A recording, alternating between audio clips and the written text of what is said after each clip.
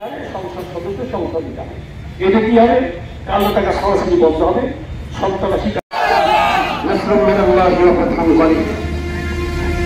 বাস্তবায়ন করার জন্য প্রয়োজন যদি হয় শরীরের ঘাম ঝরাবো, প্রয়োজন যদি হয় রক্ত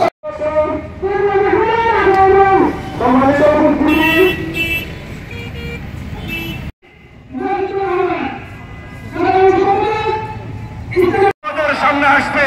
আবারও তাদেরকে তাকবীর ধ্বনির মধ্য দিয়ে আমরা স্বাগত জানাই।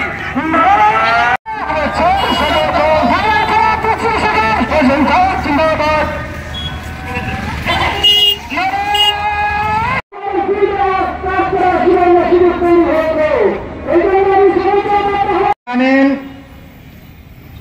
কি জন্য এই সমাবেশের আয়োজন?